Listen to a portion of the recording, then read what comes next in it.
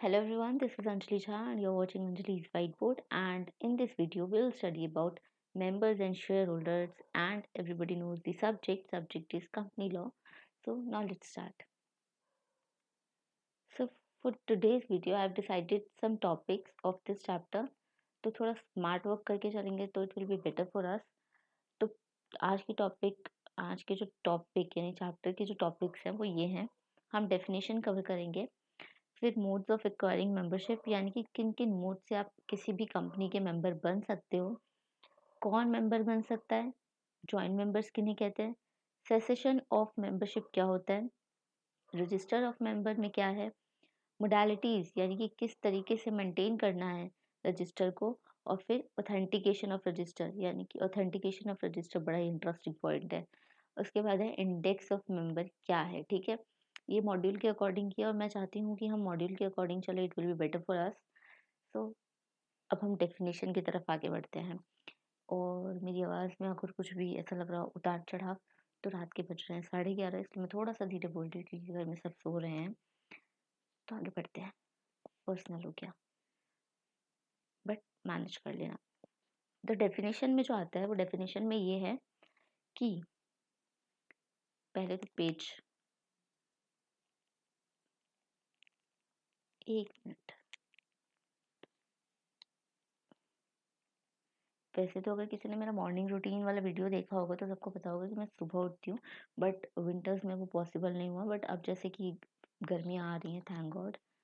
तो लेकिन मैंने आज कुछ दिनों के लिए ट्राई किया कि एक बार मैं रात का उल्लू बन के देखूँ कि कैसा होता है, क्योंकि लोग बोलते हैं रात को ज़्यादा प्रोडक्टिविटी होती है तो ट्राई कर लेते हैं. वरना तो मुझे मॉर्निंग ज़्यादा बेटर लगता है क्योंकि मॉर्निंग में इंसान थोड़ा ज़्यादा एक्टिव होता है.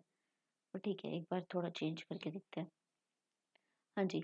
तो डेफिनेशन वाला पोर्शन आता है अब यहाँ पे कि मेंबर्स कहते कहते पहले किसे हैं, क्योंकि हम जो है मेंबर एंड शेयर होल्डर के बारे में पढ़ रहा है तो हमें उसके बारे में डेफिनेशन जानना ज़रूरी है कि भाई मेंबर्स कहते किसे हैं अकॉर्डिंग टू कंपनीज एक्ट. ठीक है, तो कंपनीज एक्ट का डेफिनेशन सेक्शन सबको पता है. डेफिनेशन सेक्शन होता है 2. अब उसमें कौन से सब सेक्शन में आते हैं तो वो है 55, section 2 subsection 55 of companies act 2013, जिसमें ये कहा जा रहा है कि मेंबर उन्हें कहता है जो कंपनी के किसमें है, रजिस्टर यानी रजिस्टर ऑफ मेंबर्स में जिनका नाम होता है उनको मेंबर्स कहते हैं. ये तो हो गया एकदम शॉर्ट पॉइंट. लेकिन अगर डिटेल में जाएं तो पहला कौन है, जो कि सब्सक्राइबर होते हैं, subscriber to the memorandum of company. यानी जब कंपनी इनकॉर्पोरेट हुई थी तो उस टाइम पे जो पहले सब्सक्राइबर्स थे उनको मेंबर कहा जाता है, जिन्होंने मेमोरेंडम सब्सक्राइब किया. Subscriber to the memorandum of company.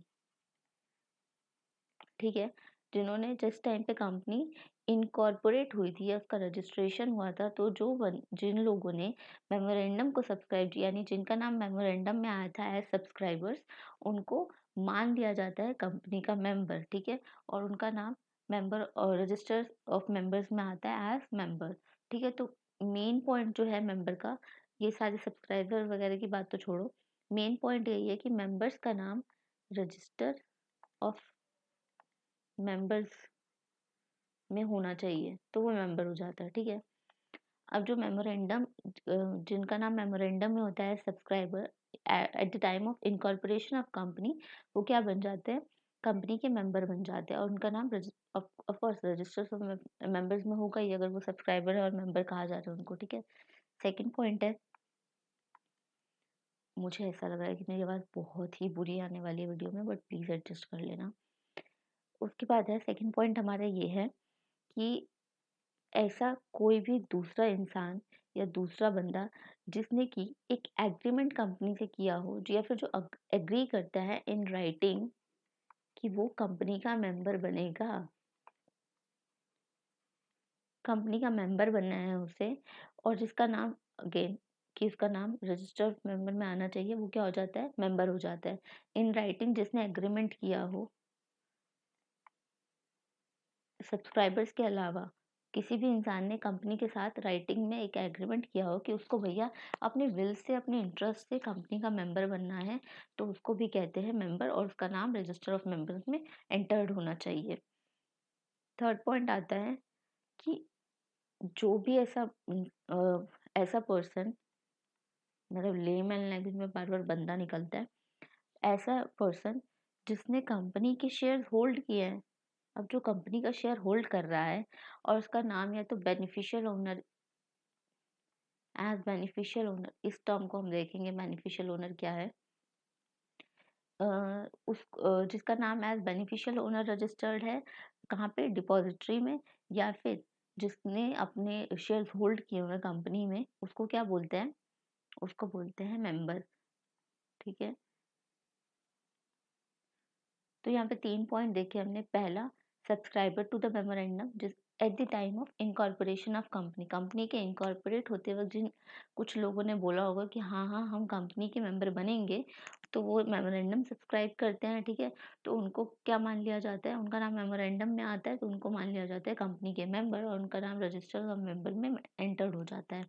ठीक है, उसके बाद कोई बंदा अपनी विल से, कोई पर्सन अपनी विल से एग्रीमेंट करता है कंपनी के साथ कि उसको कंपनी का मेंबर बनना है, और उसका नाम फिर रजिस्टर ऑफ मेंबर में आ जाता है, तो उसको बोलते हैं मेंबर।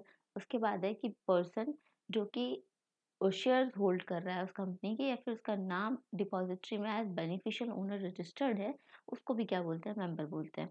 तो यहाँ पे हमने मेंबर की डेफिनेशन देखी अब तक। ठीक है, एक बार इसको ना, मैं ये चाहती हूँ कि हम डेफिनेशन अभी के अभी याद कर लें, तो बिना देखे।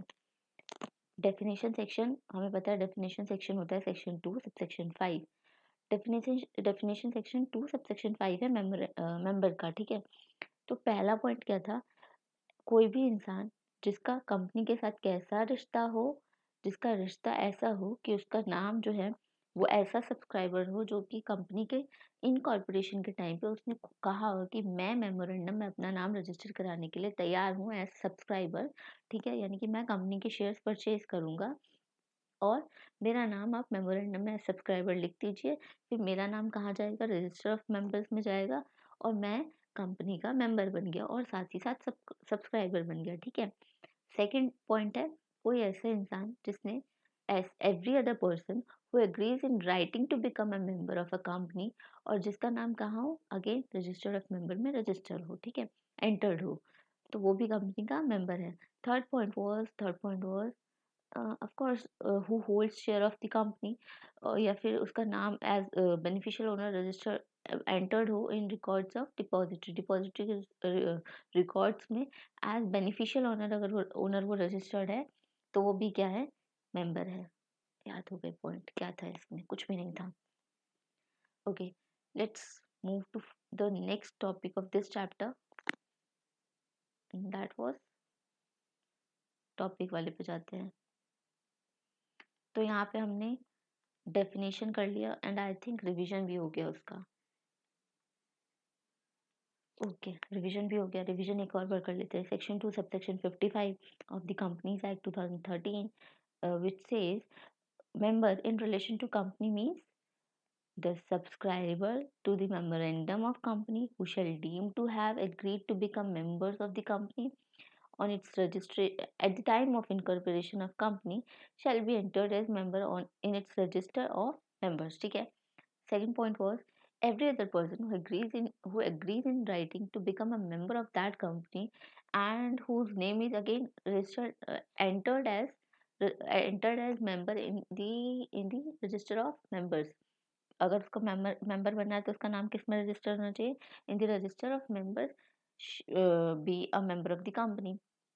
Third point was third point was every person holding shares of the company and whose name is entered as beneficial owner in the records of depository shall be deemed to be a member of the concerned company or that company or the respective company। ठीक है, इसके बाद हमारा topic आता है ये modes वाला। अभी किया नहीं है तो हाईलाइट नहीं करेंगे। किस तरीके से कोई इंसान कंपनी का मेंबर बन सकता है, अब हमें वो देखना है। आ जाते हैं, देखते हैं।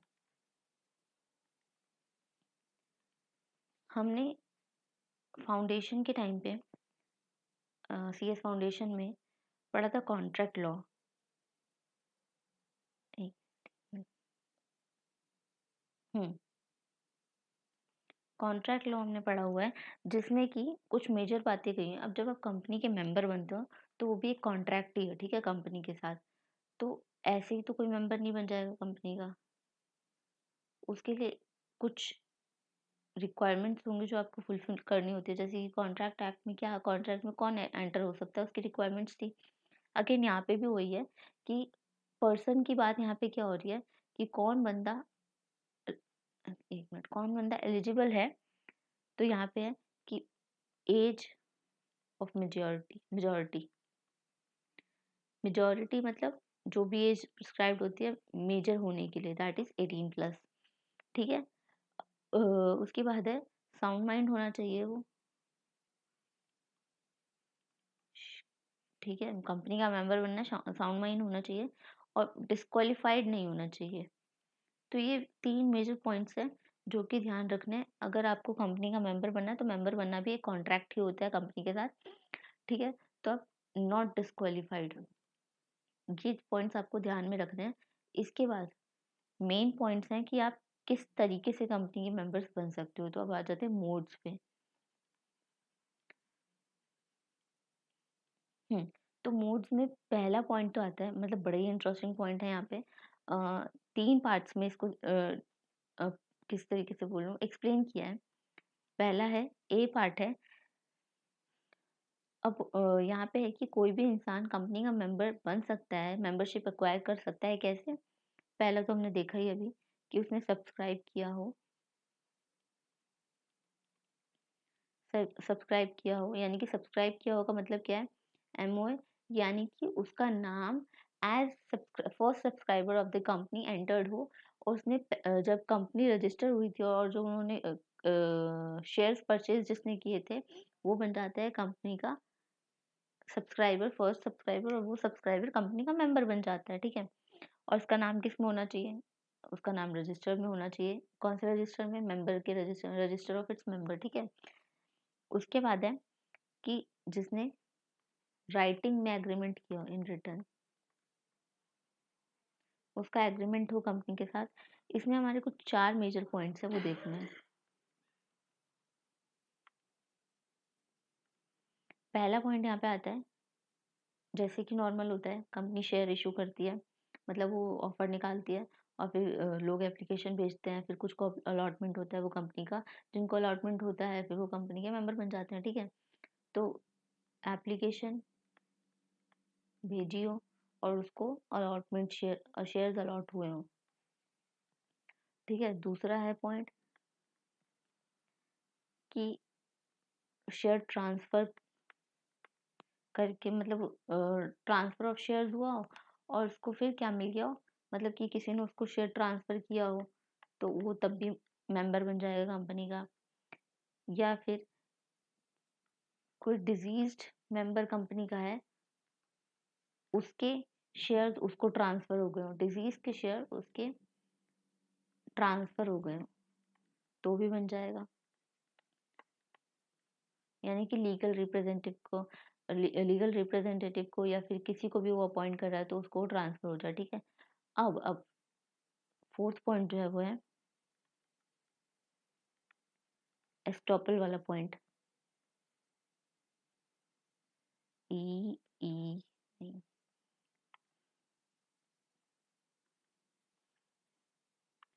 ACQUIES, एक्विसेंस of estoppel.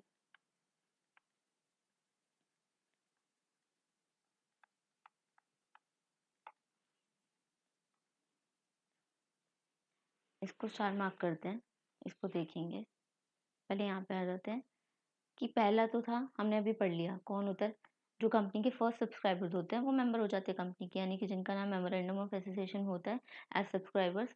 जब कंपनी इनकॉर्पोरेट होती है तो वो कंपनी के मेंबर बन जाते हैं। फिर दूसरा था, कोई अपनी विल से एग्रीमेंट कर रहा है कंपनी के साथ, किस किस तरीके से? पहली बात, वो एप्लीकेशन भेज रहा है, जब कंपनी शेयर ऑफर करती है तो वो एप्लीकेशन भेज रहा है, उसको शेयर अलॉट हो जाते हैं, सब्सक्राइब हो जाता है, सब कुछ हो जाता है, वो क्या बन जाते हैं? कंपनी के मेंबर बन जाते हैं। या फिर वो कोई बंदा है, अगर शेयर जो है ट्रांसफरेबल है, तो कोई ट्रांसफर करना चाह रहा है अपने शेयर और वो खरीद लेता है, ठीक है, तो वो क्या बन जाता है? मेंबर बन जाता है।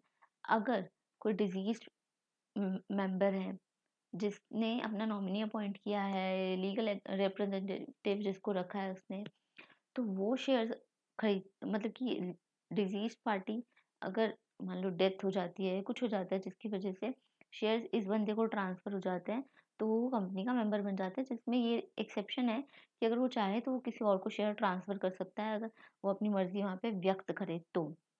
यहाँ पे है एक्विजिशन ऑफ एस्टॉपल। इसमें क्या है, देखो जब तक आपको बेनिफिट मिल रहा है तब तक आप बेनिफिट ले रहे हो, ले रहे हो, ले रहे हो, और फिर जब आपसे लायबिलिटी की बात कर दी जाती है तो आप कहते हो अरे नहीं नहीं, ये तो मेरा था ही नहीं, इस पे तो मेरी लायबिलिटी है ही नहीं, क्योंकि मेरा नाम तो है ही नहीं ना member of register of member में रजिस्टर एंटर्ड। ठीक है, तो ये उसी तरीके का टॉपिक है जहाँ पे बात ये हो रही है कि मान वैसे तो ऐसा होता नहीं है, क्योंकि जब भी आप किसी कंपनी के मेंबर बनते हो तो आपसे पैन या सिन मांगा जाता है या यूनिक आइडेंटिफिकेशन नंबर मांगा जाता है। तो पैन जिसका होता है, मतलब ऐसा तो नहीं ना पैन एक पैन 4-5 जनों के सेम बंदों के हों, पैन तो सबका अलग अलग ही होता है। पैन क्या होता है, पैन तो पता ही है सबको क्या होता है, ये तो बहुत कॉमन चीज़ है। तो जब आप कंपनी के वैसे शेयर होल्डर बनते हो या कंपनी के मेंबर बनते हो तो आपसे ये पैन मांगा जाता है। तो ये चीज़ पॉसिबल नहीं है, बट फिर भी थियोरेटिकली आपको दे रखा है कि मान लो आपको कंपनी के मतलब किसी और बंदे के शेयर्स का डिविडेंड आपको मिल रहा है, आपके घर पे आ रहा है, आपके घर पे डिलीवर हो रहा है, डिलीवर हो रहा है मतलब आपको आपके नाम पे वो डिविडेंड आ रहा है, ठीक है। पर आपका उस पर कोई राइट नहीं था, ना ही आप उस कंपनी में एज अ मेंबर थे, बट बाय डिफॉल्ट आपके पास, बाय डिफॉल्ट नहीं सॉरी, बाय मिस्टेक आपके पास वो आ रहा है, ठीक है। आपने सोचा जैसे लॉटरी लग जाती है, आपका था नहीं बट आपकी लग गई लॉटरी, ठीक है, आपके पास वो पैसा आया जा रहा है, आया जा रहा है, आया जा रहा है। तो इसी तरीके से आपके पास डिविडेंड आया जा रहा है, आया जा रहा है, आया जा रहा है। अब मान लो जो शेयर्स थे वो फुल्ली पेड अप नहीं थे, पार्टली पेड अप थे। तो मान लो फाइनल कॉल मनी कॉल की गई। अब जब तक आपके पास डिविडेंड आ रहा है, आपने कंपनी को इन्फॉर्म नहीं किया कि भाई मेरा इस पे कोई राइट नहीं है, मेरे को ये डिविडेंड मत दो। आप भी डिविडेंड के मजे ले रहे हो, ठीक है। और कंपनी जब आपसे, क्योंकि आप डिविडेंड के मजे ले रहे हो, कंपनी को पता ही नहीं चला कि आप मेंबर हो या नहीं हो, ठीक है। तो कम कुछ फाइनल फाइनल कॉल मनी बाकी थी, वो फाइनल कॉल करती है कंपनी, ठीक है। जब कंपनी ने फाइनल कॉल किया तो आपने क्या कहा कि भैया मैं तो इस कंपनी का मेंबर हूँ ही नहीं, मेरे से किस बात के पैसे आप मांग रहे हैं, मेरे पे तो कोई लाइबिलिटी ही नहीं है। तब अगर आपने कंपनी को डिविडेंड के मजे जब आप ले रहे थे, तभी अगर आप कंपनी को इन्फॉर्म कर देते हैं कि भैया मैं इस डिविडेंड का हकदार नहीं हूँ, मैं हूँ ईमानदार व्यक्ति, ठीक है, मैं इस डिविडेंड का हकदार नहीं हूँ, मुझे मत दो, अपना जो भी तुम्हारा शेयर होल्डर या मेंबर जो भी है उसको जाके ढूंढो, मेरे को मत दो, ये इसका मेरे पे कोई है ही नहीं, मैं क्यों इसके मजे लूँ, ये मेरे हिस्से की रोटी नहीं है, मुझे मत दो। अगर आपने वो रोटी खा ली और फिर आप बाद में कह रहे हो कि भाई मैं आटे का पैसा क्यों दूँ, तो फिर आप बाय डिफ़ॉल्ट ही क्या बन जाओगे, कंपनी के मेंबर बन जाओगे। आपने क्योंकि पहले ही कंपनी को इन्फॉर्म नहीं किया, इंटीमेट नहीं किया कि भैया मैं कंपनी का मेंबर नहीं हूँ, मेरे को क्यों दे रहे हो डिविडेंड। और जब आपसे उस डिविडेंड के बदले वो जो आपकी लायबिलिटी बाकी थी वो आपसे मांग मतलब वो आपकी भले ही नहीं थी, लेकिन जब आपने रोटी खा ली तो आपको बिल पे करना ही पड़ेगा, और अब आप इससे बच नहीं सकते, ठीक है। तो ये हो गया एस्टॉपल, यानी कि अब आप अगर आप पहले इन्फॉर्म कर देते हैं एट द टाइम जब आपको डिविडेंड मिल रहा है, ठीक है, कंपनी को तब पता चल रहा है, कंपनी आपको डिविडेंड देना छोड़ देगी। पर भैया आपने तो डिविडेंड खा ली 4-5 साल के, और अब आप कह रहे हो मैं फाइनल कॉल मनी क्यों दूँ। तो आपको सोचना पड़ेगा, ठीक है। तो इसलिए कहते हैं ईमानदारी की दुनिया में चलिए, ज़्यादा बेवकूफ़ भी मत बनो, लेकिन ईमानदारी की दुनिया में तो कंपनी लॉ हमें क्या सिखाता है, यही सिखाता है, ठीक है। अब हमें पढ़ना है थोड़ा इन पॉइंट्स को और डिटेल में। सब्सक्राइबर वाले पॉइंट को, राइटिंग वाले पॉइंट को, डिजीज वाले पॉइंट को, कि वैसे क्या मैंने समझा दिया, मैंने समझा दिया सब्सक्राइबर वाला पॉइंट, राइटिंग वाला पॉइंट, ठीक है। तो हाँ, इसको दोबारा डिटेल में पढ़ने का तो कोई ज़रूरत नहीं है। फिर भी कुछ पॉइंट है यहाँ पे, जैसे कि एप्लीकेशन वाले में पॉइंट है कि जो शेयर इशू होते हैं ना, वो या तो एब्सोल्यूट होते हैं, जिन पे एब्सोल्यूट यानी पैसा दो शेयर्स लो, कोई कंडीशन नहीं है। और दूसरा होता है कंडीशनल, कि जहाँ पे आप पे कंडीशन रखी जाती है, ठीक है। तो अगर शेयर्स एब्सोल्यूट हैं और आपने एप्लीकेशन बनी थी, आपको शेयर्स अलॉट हो गए, बात खत्म। लेकिन जहाँ पे कंडीशनल है, कि आपसे कोई कंडीशन रखी गई है कि आप ये कंडीशन पूरी करेंगे तभी आपको शेयर्स अलॉट होंगे, और आप कंडीशन पूरी कर देते हैं, तो वो मतलब कि कंडीशनल है और आपने कंडीशन वो पूरी कर दिया, आपको शेयर्स अलॉट हो जाएंगे। लेकिन अगर कंडीशनल शेयर्स इशू हैं और आप अनकंडीशनल एप्लीकेशन दे रहे हैं, तो वहाँ पे क्या हो जाएगा, आपका वो एप्लीकेशन वॉइड हो जाएगा। और अगर मान लो कंपनी ने गलती से आपको अलॉटमेंट कर भी दी, तो वो कोई कॉन्ट्रैक्ट रहेगा ही नहीं, वो अनकंडीशनल कॉन्ट्रैक्ट क्या हो जाएगा, वॉइड हो जाएगा। ठीक है, यही पॉइंट था, जितना जो इतना मेजर नहीं है मतलब मेंबर्स के अकॉर्डिंग, बट ठीक है।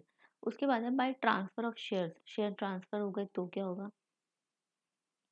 बाय ट्रांसफर ऑफ शेयर्स में क्या, कि वही था कि अगर कम मतलब कि आपका आर्टिकल आपको ऑथराइज करता है कि हाँ भाई आपके शेयर्स जो हैं वो ट्रांसफरेबल हैं, और आप तब ट्रांसफ़र कर देते हैं किसी और को शेयर, तो वो बंदा जिसको आपने ट्रांसफ़र किया है और वो खरीद लेता है, और फिर कंपनी को आप ये रजिस्टर कर देते हैं, या कंपनी को आप इन्फॉर्म कर देते हैं कि मैंने अपने शेयर्स इस बंदे को ट्रांसफ़र कर दिए हैं, प्लीज़ इसका नाम रजिस्टर ऑफ मेंबर्स में चढ़ा लीजिए एज मेंबर, क्योंकि मैं मेंबर नहीं रहा, क्योंकि मैंने अपने शेयर्स क्या हैं ट्रांसफ़र कर दिए हैं। कंपनी को इन्फॉर्म्ड है ये चीज़, तो क्या है, वो बंदा कंपनी का मेंबर बन जाएगा। तो ट्रांसफर ऑफ शेयर्स में यही पॉइंट है कि अगर आपका आर्टिकल ऑफ एसोसिएशन आपको ये अथॉरिटी देता है कि आपके जो शेयर्स हैं वो ट्रांसफरेबल हैं, तो आप ट्रांसफ़र कर दीजिए, कर सकते हैं।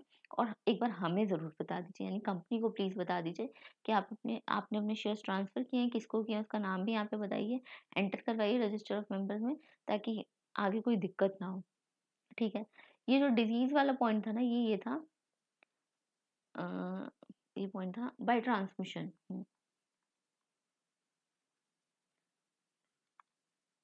बाय ट्रांसमिशन ऑफ शेयर्स, इसमें क्या है कि कोई डिजीज्ड मेंबर है, उसके उसकी बेचारे की उसका बुलावा आ गया ऊपर से, आप जाने वाले को तो कोई रोक नहीं सकता है, ठीक है। तो उसकी डेथ पे जो उसका एग्जीक्यूटर होगा, या फिर जो भी उसका लीगल रिप्रेजेंटेटिव होगा, जिसको उसने अपॉइंट मतलब कि अपने पीछे से नॉमिनी रखा होगा कि भैया मेरे जाने के बाद इसी का है जो है, ठीक है। तो उसको वो शेयर्स ट्रांसफर हो जाएंगे, ठीक है। तो उसके लिए उसको कोई अलग से मतलब कि मतलब जैसे कि अलग से कोई ऐसा नहीं होगा कि जैसे ट्रांसफर ऑफ शेयर्स में हो रहा था कि कंपनी को रजिस्टर करो कि भैया ये बंदा है रजिस्ट, अब इसको आपने शेयर्स ट्रांसफर की, ये सारी चीज़ें, वो फालतू का झमेला नहीं होगा। वो क्या बन जाएगा, कंपनी का मेंबर बन जाएगा, ठीक है। लेकिन अगर वो नहीं चाहता कि वो कंपनी का मेंबर बना रहे, तो वो क्या कर सकता है, कंपनी को रिक्वेस्ट कर सकता है कि कंपनी जी, मेरी थोड़ी पढ़ाई लिखाई चल रही है, और मुझे पता है मुझे मेंबर होके करना क्या है, लेकिन मेरा ना कोई इंटरेस्ट नहीं है। मैं चाहता हूँ कि आप किसी इस बंदे को, ये भी हमारी जान-पहचान में ही है, जो ये डिज़ीज़ मेंबर थे, मेरे मामा लगते हैं, ये मेरे मामा का भांजा लगता है, कुछ और लगता है। आप प्लीज़ क्या करिए, इसको ही मेंबर बना दीजिए, इसको बड़ा इंटरेस्ट है आपकी कंपनी में, ठीक है? तो वो क्या बन जाएगा, ये पॉसिबल है, ठीक है? उसके बाद है कि अगर जैसे कि आप इंसॉल्वेंट हो जाते हैं, तो इंसॉल्वेंट का केस तो हम आगे पढ़ते हैं। एस्टॉपल वाला केस तो हमने पढ़ लिया था, कि जिसमें वो मतलब कि अगर वो लायबिलिटी डिविडेंड के मज़े लेता रहता है, तो फिर अगर बाद में कोई लायबिलिटी इसके ऊपर आती है तो उसको पे करना पड़ेगा। पर कुछ ग्राउंड्स अगर होंगे, रीज़नेबल ग्राउंड्स होंगे, तो वो अपना नाम रजिस्टर ऑफ मेंबर्स में से रिमूव करवा सकता है। इसका ये एक एक्सेप्शन है, ठीक है? इसको तो अब हो गया, मतलब कि पूरे सारे पॉइंट्स हमने डिटेल में देख ही लिए। अब हम बढ़ते हैं आगे, इस चैप्टर का जो नेक्स्ट टॉपिक है वो देखते हैं।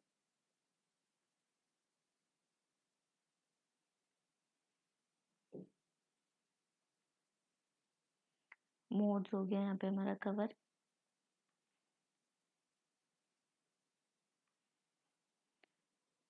ठीक है, अब है हमारा हू में बिकम मेंबर, मेंबर कौन बन सकता है, देखते हैं।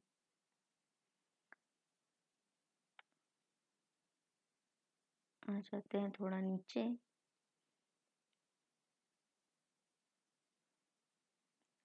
अब हमने मेंबर तो पढ़ लिया भाई किसे कहते हैं, ये भी पढ़ लिया कि मोड्स क्या हैं, आप किस किस तरीके से मेंबर बन सकते हैं।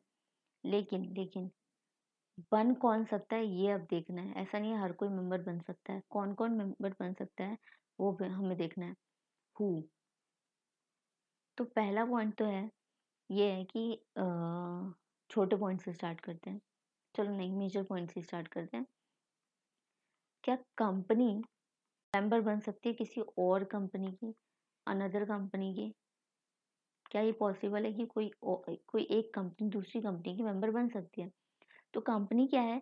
लीगल पर्सन है ना? कंपनी जो है लीगल पर्सन है, उसकी एक सेपरेट लीगल एंटिटी है, तो वो क्या है? मेंबर बन सकती है। यहाँ पे yes it's possible to become member for a company to an another company, ठीक है? इन अनदर कंपनी पॉसिबल है ये।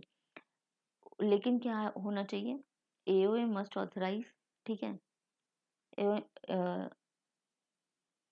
एक मिनट, यहाँ पे एओए नहीं आएगा, एमओए आएगा, मेमोरेंडम ऑफ एसोसिएशन। बात इन्वेस्टमेंट की है, ठीक है?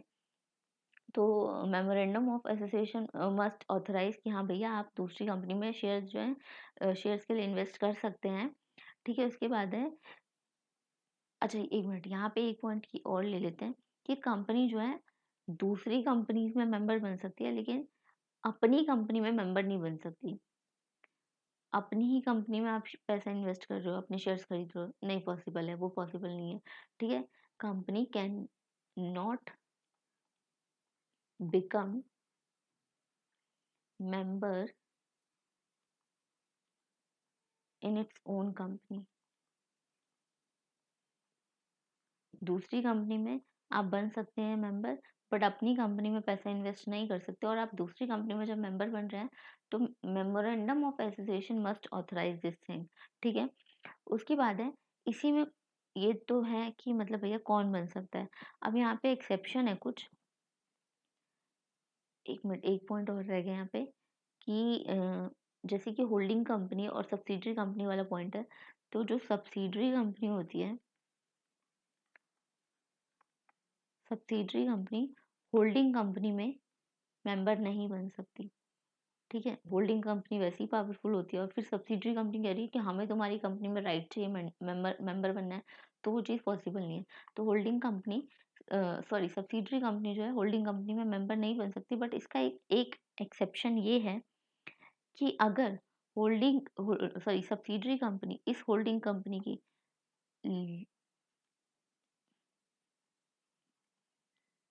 एज लीगल रिप्रेजेंटेटिव किसी डिजीज मेंबर की लीगल रिप्रेजेंटेटिव है और वहाँ पे वो डिजीज मेंबर खत्म हो जाता है उस होल्डिंग कंपनी का, तो फिर वो सब्सिडरी कंपनी क्या हो जाएगी? मेंबर बन जाएगी। एक पॉइंट तो ये है, लीगल रिप्रेजेंटेटिव है होल्डिंग कंपनी के मेंबर का, ठीक है? और उस होल्डिंग कंपनी के डिजीज डिजीज मेंबर, ठीक है? डिजीज लिख लेना, लीगल रिप्रेजेंटेटिव के बाद है डिजीज मेंबर, ठीक है? और डिजीज मेंबर अगर खत्म हो जाएगा तो वो क्या बन जाएगा? वो सब कंपनी क्या बन जाएगी? उस कंपनी की मेंबर बन जाएगी। दूसरा पॉइंट है कि अगर एज ट्रस्टी शेयर होल्ड कर रही है तो भी बन जाएगी। इसमें तो कुछ, ये थियोरेटिकल पॉइंट है, इसमें कुछ समझने वाली बात नहीं है। थर्ड पॉइंट है कि अगर जिस टाइम पे मान लो एक ऐसा पॉइंट ऑफ टाइम था जहाँ पे ना ये इसकी ये होल्डिंग कंपनी इसकी सब्सिडरी थी ही नहीं, ये बस नॉर्मल अपनी अपनी कंपनी थी, ये एबीसी लिमिटेड थी, ये डीईएफ लिमिटेड थी, ठीक है? और दोनों अच्छा खासा काम कर रहे थे। इसने इस कंपनी के शेयर्स होल्ड किए हुए थे, मान लो 15% होल्ड किए हुए, 20% होल्ड किए हुए थे।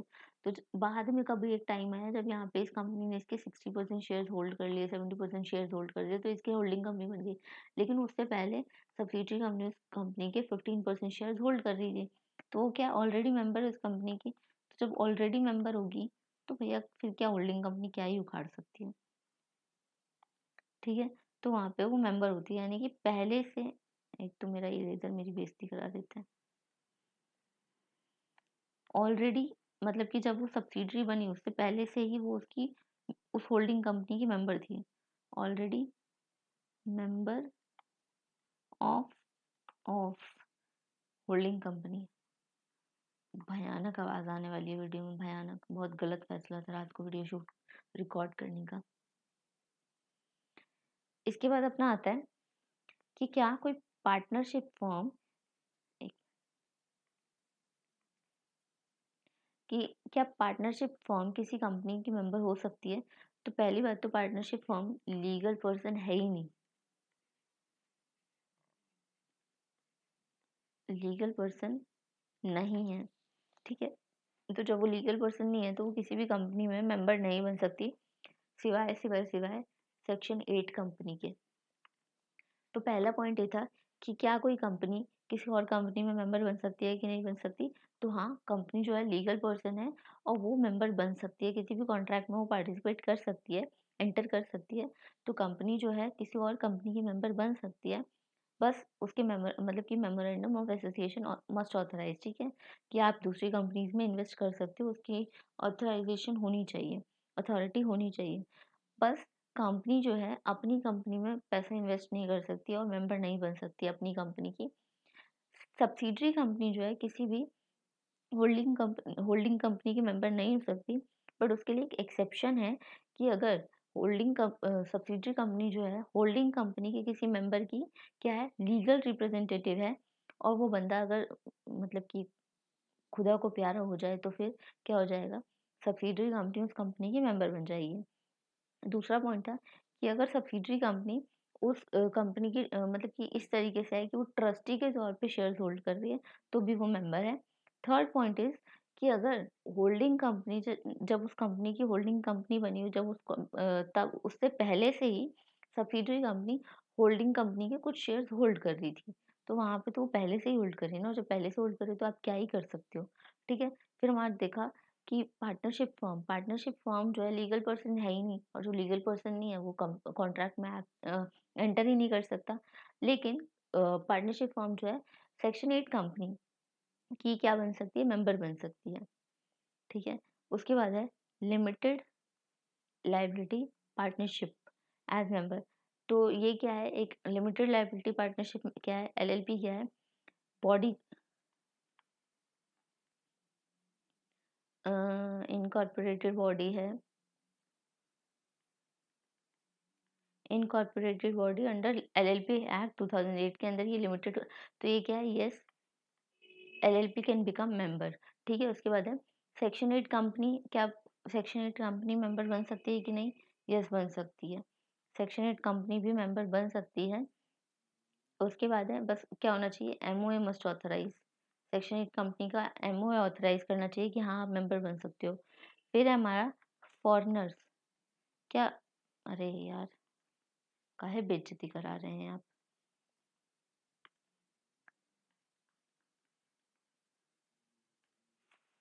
फॉरेनर्स, फॉरेनर्स मेंबर बन सकते हैं कि नहीं? तो फॉरेनर्स हाँ जी बन सकते हैं, बट फेमा के प्रोविजंस के अकॉर्डिंग, ठीक है? फेमा के प्रोविजंस को फुलफिल करते हुए, वो अगर फेमा उनको अलाउ करता है या फेमा के प्रोविजंस के अकॉर्डिंग है, तो वो मेंबर बन सकते हैं, वो इंडियन कंपनी में शेयर्स परचेज कर सकते हैं। लेकिन इसकी एक्सेप्शन ये है कि भैया देश विदेश की लड़ाइयाँ होती रहती हैं, ठीक है? इंडिया पाकिस्तान बहुत कॉमन चीज़ है इसमें। तो अगर आप फॉरेनर हो और आपका हमारे देश के साथ, भारत के साथ कोई युद्ध हुआ है, कोई लड़ाई हुई है, तो वहाँ पे क्या है, आप एलियन एनिमी बन जाते हैं हमारे, और आपके पास कोई राइट नहीं है कि आप हमारी कंपनी में, यानी इंडिया की कंपनी में कोई भी आपके पास वोटिंग पावर हो, ठीक है? या फिर आपको कोई एडिशनल नोटिसेस मिले, ये सारी चीज़ें आपके लिए फिर सस्पेंड कर दी जाएंगी। तो अगर वैसे आप फॉरेनर्स हो और आपको हमारी कंपनी में इन्वेस्ट करने का बहुत शौक है, इंटरेस्ट है, तो आपको क्या है, फेमा के प्रोविजंस को फुलफिल करना होगा। फेमा अगर आपको अलाउ करता है, फेमा के अकॉर्डिंग अगर अगर आप फुलफिल होते हो, एलिजिबल होते हो, तो आप इन्वेस्ट कर सकते हो हमारी कंपनीज में, यानी इंडियन कंपनीज में। प्लस यहाँ पे एक्सेप्शन ये है कि अगर आपका और हमारे देश का युद्ध हो जाए, तो भैया देश से ऊपर कुछ नहीं है। फिर आपको क्या है, आपको हम एलियन एनिमी मान लेंगे और आपसे वोटिंग पावर और बाकी राइट्स भी छीन लिए जाएंगे, ठीक है? आपको कोई फिर राइट नहीं रहेगा, और ना आप वो राइट मांग सकते हो कि भैया हम तो मेंबर हैं, हमें वो राइट्स दीजिए, नहीं पॉसिबल है, ठीक है? उसके बाद है माइनर। माइनर क्या मेंबर बन सकता है? तो हमने वैसे भी अभी कुछ पॉइंट्स पढ़े थे कि मेंबर बनने के लिए क्या-क्या मोड्स होते हैं, तो पहले हमने वो मोड्स पढ़े थे कि मेंबर बनना भी क्या है, एक कॉन्ट्रैक्ट है कंपनी में, और कॉन्ट्रैक्ट पूरा करने के लिए वो 3 पॉइंट्स आपको फुलफिल करना ज़रूरी है, जहाँ पे आप मेजर होने चाहिए, प्लस आप साउंड माइंड होने चाहिए, प्लस आपने आप डिस्क्वालिफाइड नहीं होने चाहिए, ठीक है? किसी भी लॉ के अकॉर्डिंग कॉन्ट्रैक्ट में एंटर करने के लिए, ठीक है? पर यहाँ पे भैया आ गया माइनर, किसी माइनर का इंटरेस्ट है कि मुझे किसी कंपनी में शेयर्स खरीदने हैं। भैया हमने तो आज तक मेजर होने के बाद भी नहीं सोचा कंपनी में शेयर्स खरीदने का। होते हैं कुछ माइनर एडवांस होते हैं, उनका इंटरेस्ट कर जाता है, ठीक है? तो अब जैसे 12-12, 13-13 साल के बच्चे भैया 18 वाली फ़ील लेके चल रहे हैं, तो पॉसिबल है ये सारी चीज़ें। तो माइनर का इंटरेस्ट कर जाए कि उस माइनर का मन है किसी कंपनी में इन्वेस्ट करने का, तो वैसे तो भैया वो अ क्या है, कॉन्ट्रैक्ट लॉ के अकॉर्डिंग वो कॉम्पिटेंट नहीं है एंटर करने के लिए कॉन्ट्रैक्ट में, और वो मेंबर नहीं बन सकता। लेकिन और अगर वो चाहता भी है तो वो वॉइड ऑफ इनिशियो है, ठीक है? लेकिन कंपनी लॉ जो है ये आपको राइट देता है कि अगर आप चाहते हैं, आपको एक एग्रीमेंट इन राइटिंग करना होगा, जो कि किनसे साइन्ड होगा? आपके जो ऑफिशियल गार्डियन है, गार्डियन जिसको हम गार्जियन बोलते हैं, ठीक है? तो उन्होंने वो साइन किया होना चाहिए, ठीक है? और फिर आपका क्या हो जाएगा कि आप मेंबर बन सकते हैं, ठीक है? तो रजिस्ट्रेशन होना चाहिए, प्लस आपके नाम पे वो शेयर्स ट्रांसफ़र हो जाएँगे, और आपके गार्जियन वहाँ पे मेजर रोल प्ले करेंगे, उनके उनका सिग्नेचर वहाँ पे होना चाहिए। शेयर्स जो हों वो फुली पेड अप होने चाहिए, और शेयर्स जो हैं हाँ, वो फुली पेड अप होने चाहिए। यहाँ पे एक पॉइंट और आता है जो कि है, जहाँ पे मान लो मतलब ये शेयर्स फुली पेड अप वाली बात जो है, कि अगर शेयर्स जो हैं फुली पेड अप हैं, तो फुली पेड अप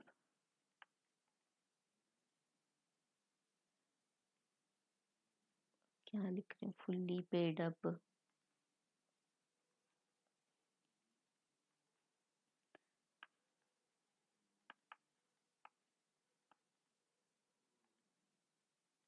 जहाँ पे आप ये सारी कंडीशंस फुलफिल करते हो कि एग्रीमेंट है, आपके ऑफिशियल गार्डियंस ने साइन किया हुआ है, शेयर्स फुल्ली पेड अप है, तो वहाँ पे आपको ये नहीं कहा जा सकता कि भैया आप माइनर हो, आपको शेयर्स नहीं मिलेंगे, ठीक है?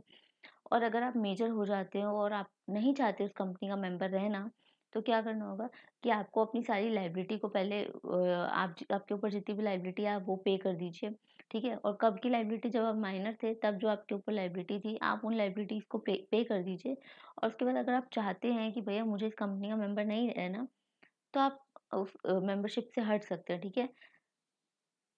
ठीक है। इसके बाद अपना पॉइंट आता है, 1 मिनट फिर से एक बार इसको रिवाइज़ कर लेते हैं। कंपनी क्या मेंबर बन सकती है? कंपनी मेंबर बन सकती है अगर उसका एमओए उसको अथॉरिटी देता है तो, ठीक है? कंपनी जो है अपनी ही कंपनी की मेंबर नहीं बन सकती, अपनी कंपनी में पैसे इन्वेस्ट नहीं कर सकती शेयर्स खरीद के, ठीक है? उसके बाद है कि सब्सिडियरी कंपनी होल्डिंग कंपनी के मेंबर नहीं बन सकती, पर वहाँ पे कुछ एक्सेप्शंस हैं, वो ये है कि अगर सब्सिडियरी कंपनी किसी होल्डिंग कंपनी के मेंबर की लीगल रिप्रेजेंटेटिव निकलती है डिजीज़ मेंबर की, और वो बंदा टाइम हो जाता है, ठीक है? तो वहाँ पे सब्सिडियरी कंपनी मेंबर बन जाती है। फिर दूसरा एक्सेप्शन ये था कि अगर सब्सिडियरी कंपनी जो है शेयर्स होल्ड कर रही है होल्डिंग कंपनी के एज़ ट्रस्टी, वहाँ पे वो मेंबर है। फिर थर्ड पॉइंट है कि अगर होल्डिंग कंपनी बनने से पहले ही सब्सिडियरी कंपनी ने उस कंपनी के शेयर्स होल्ड कर रखे थे, तो वो ऑलरेडी पहले से ही मेंबर है, ठीक है? पार्टनरशिप फॉर्म लीगल पर्सन है ही नहीं, पर वो सेक्शन 8 कंपनी की मेंबर बन सकती है। एलएलपी जो है बॉडी कॉर्पोरेट है, तो वो क्या है, कंपनी की मेंबर बन सकती है। सेक्शन 8 कंपनी अगर उनको एमओए ऑथराइज़ यानी अथॉरिटी देता है, तो वो कंपनी की मेंबर बन सकती है किसी और कंपनी की, या किसी भी कंपनी की। फॉरेनर्स को फेमा के प्रोविज़न को पहले फुलफ़िल करना होगा। अगर वो फुलफ़िल करते हैं तो वो इंडियन कंपनी में पैसे इन्वेस्ट कर सकते हैं। बट अगर वॉर का टाइम है, जिस कंट्री का वो फॉरेनर है, जहाँ जिस जिस कंट्री का वो बंदा है जिसने हमारी कंपनी में इन्वेस्ट किया है, और उसके साथ उस कंट्री के साथ हमारे वॉर का टाइम चल रहा है, तो क्या हो जाएगा कि उसको हम राइट टू वोट नहीं देंगे, उसके पास कोई राइट्स नहीं बचेगा उस कंपनी में, ठीक है? माइनर क्या शेयर्स के लिए अप्लाई कर सकता है? वैसे तो माइनर के साथ कोई भी कॉन्ट्रैक्ट क्या होता है, वॉइड ऑफ इनिशियो होता है। लेकिन अगर वो चाहता है करना, तो उसके गार्जियन रिटन एग्रीमेंट होना चाहिए, प्लस गार्जियन के साइन्स कह रही हूँ, गार्जियन के साइन होने चाहिए, फिर शेयर्स अगर फुली पेड अप है तो भैया आपको कोई रोक नहीं सकता, मतलब कि शेयर्स पर उस कंपनी के मेंबर बनने से, ठीक है। लेकिन अगर आप मेजर हो जाते हैं और आपको मन नहीं है कि मुझे ये कंपनी बेकार लग रही है, क्या बचपन का क्या फालतू फैसला था मेरा, तो फिर आप क्या कर सकते हैं, आप अपनी लायबिलिटी जो आपकी माइनर होने होते टाइम पे लायबिलिटीज थी, पहले आप वो फुलफिल कर लो और निकलो, आप जहाँ जाना है आपको जाओ, ठीक है। हमने थोड़ी कहा था ऐसे फैसले लेने को। उसके बाद है क्या इंसॉल्वेंट मेंबर बन सकता है।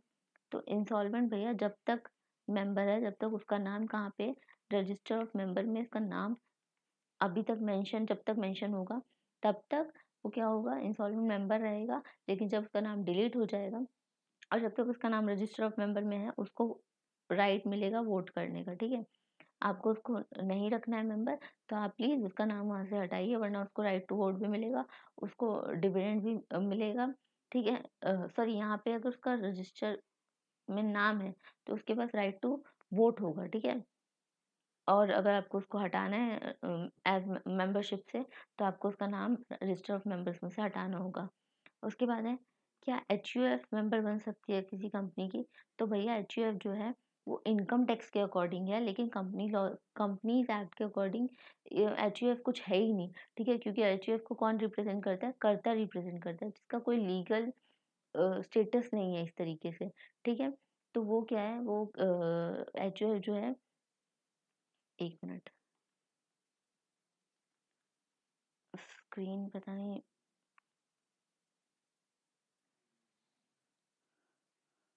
होता है नशे हो जाते हैं लैपटॉप को, कुछ लिख ही नहीं पा रही मैं।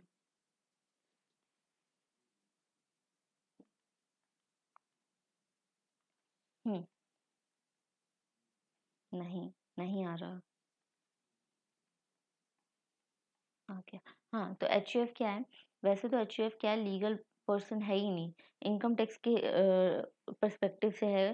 क्योंकि इनकम टैक्स पर्पज से एचयूएफ जो है एक पर्सन है, लेकिन क्या है कि वैसे वो कंपनीज एक्ट के अकॉर्डिंग कोई जुरिस्डिक पर्सन नहीं है।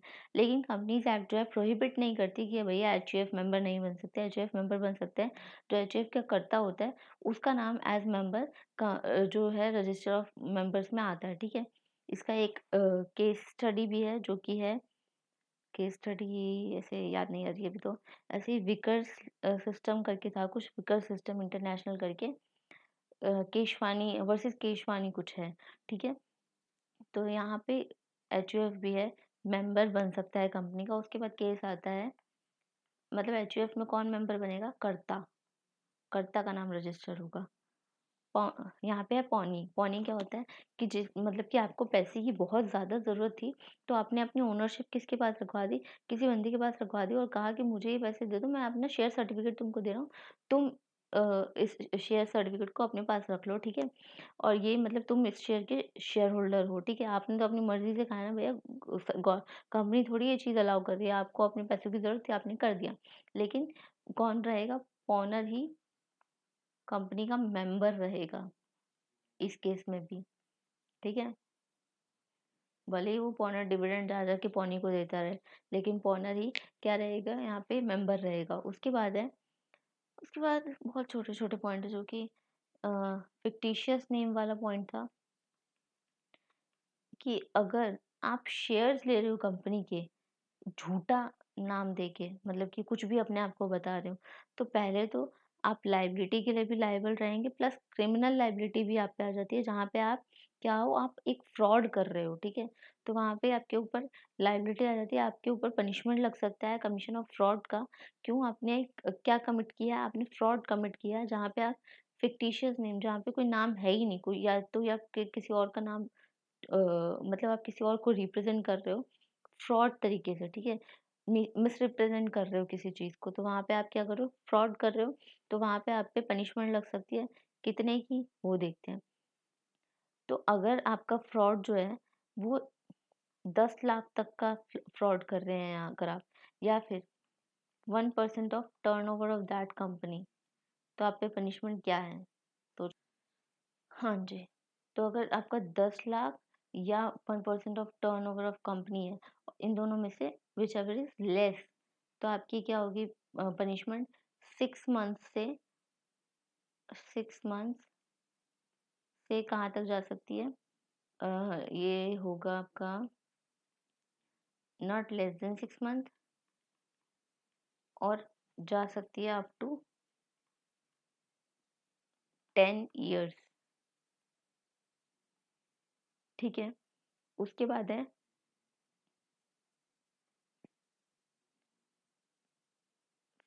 एक मिनट, हाँ।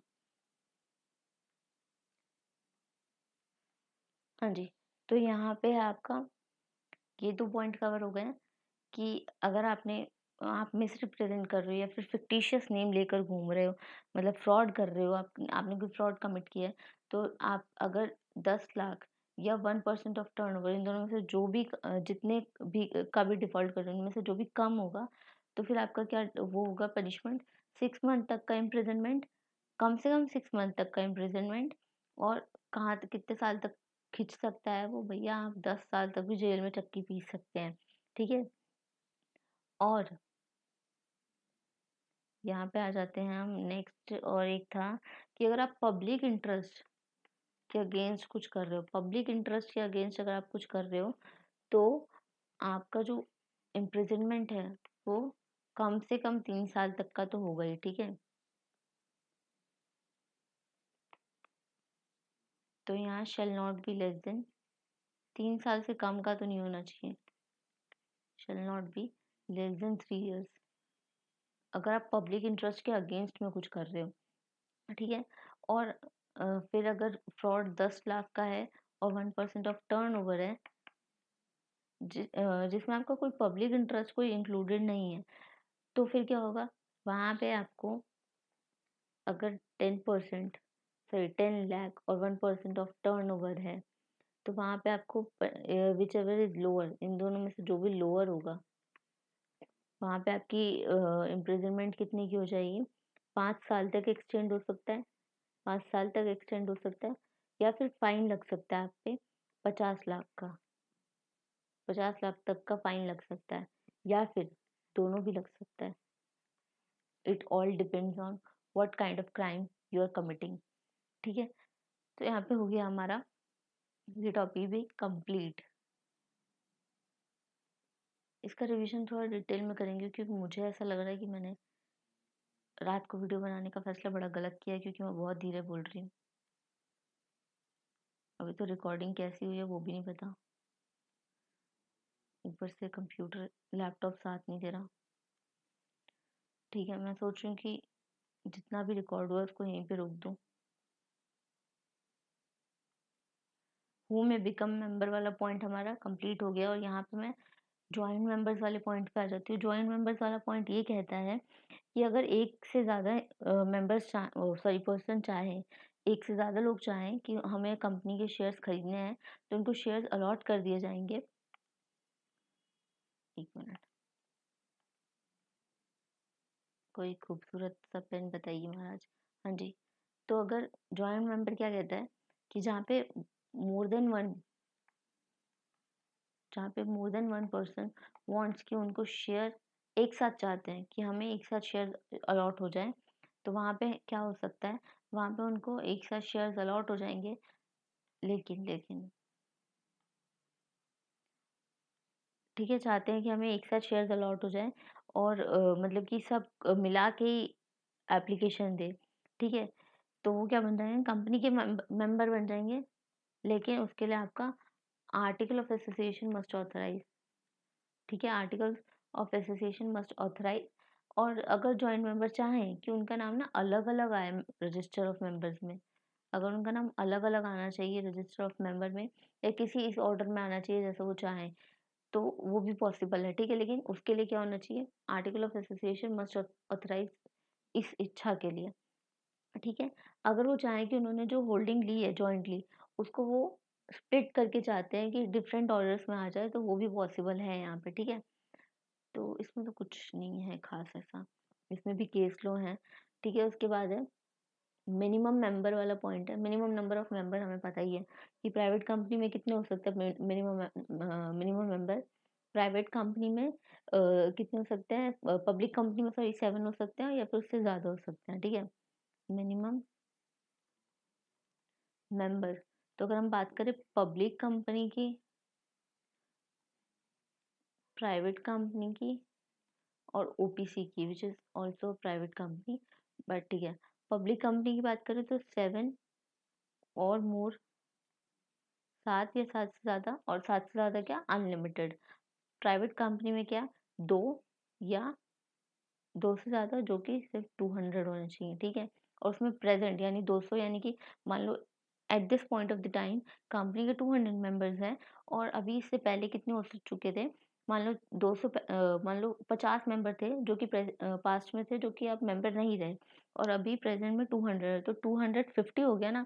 लेकिन हम पास्ट में जितने मेंबर्स थे उनको काउंट नहीं करेंगे, ठीक है।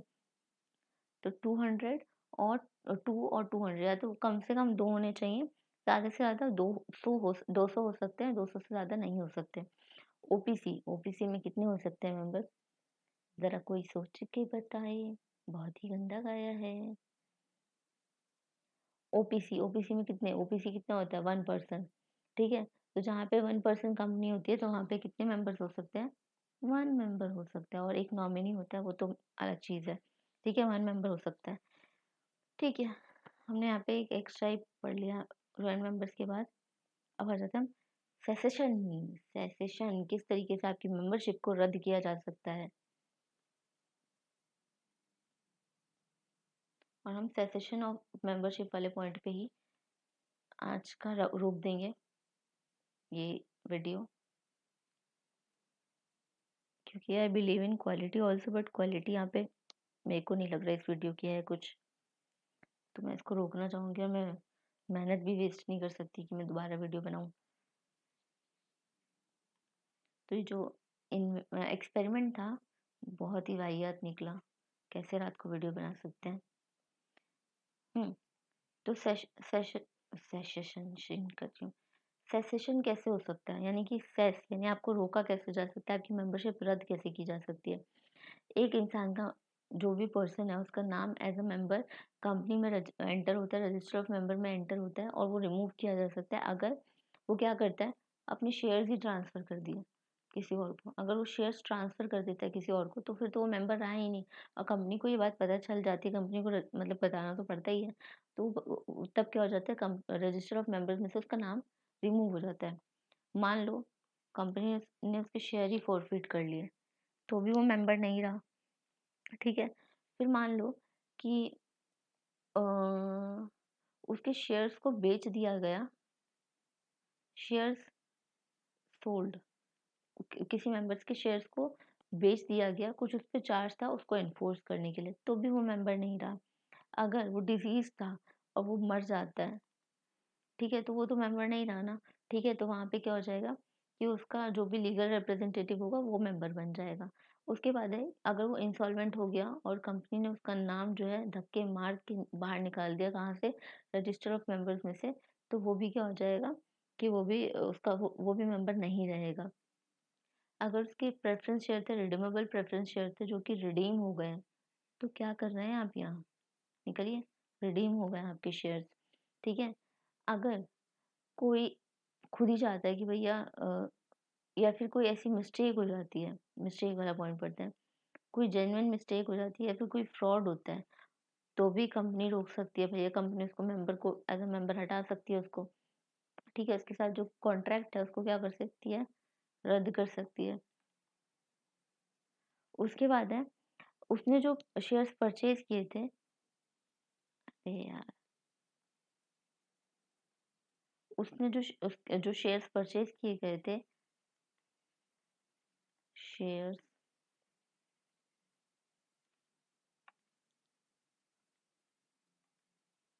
वो किसी और ही शेयर्स परचेज्ड,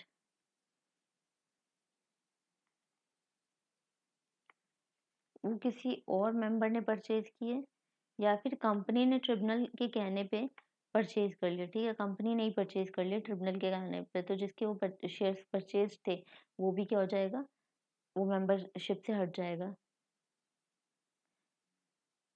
इसके बाद क्या, कंपनी वाइंड अप हो गई, तो फिर ना रहेगी बांस ना बजेगी बांसुरी। तो यहाँ पे हमारे ये पॉइंट्स कवर हो गए सेसेशन ऑफ मेंबरशिप के। और इसी के साथ इस वीडियो को यहाँ पे करते हैं समाप्त, क्योंकि हो रही है रात और आवाज़ आ रही है धीरे। तो इस वीडियो को यहीं पे करते हैं ख़त्म, और देख लेते हैं एक बार कौन-कौन से टॉपिक किए थे। और प्लीज़ यार इस वीडियो को डिसलाइक मत करना, क्योंकि इस वीडियो पे डिसलाइक आने की संभावना है, क्योंकि आवाज़ ही ऐसे गूंज रही है।